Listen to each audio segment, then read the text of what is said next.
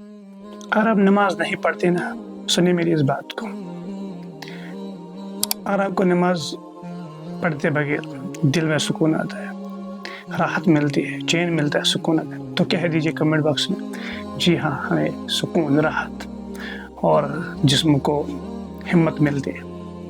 آپ جو نماز پڑھتے ہیں نا، آپ اپنے لیے پڑھتے ہیں، اپنے رب کے لیے پڑھتے ہیں، وہ رب جس نے آپ کو حکم دیا ہے نماز پڑھنے کا، تاکہ آپ قیامت میں اسے کہہ دیں کہ ہاں، آپ نے مجھے حکم کیا تھا، میں اس حکم کو بجا لا رہا تھا۔ آپ نہیں پڑھتے۔ بہت سارے ایسے ہیں جو یہ کہتے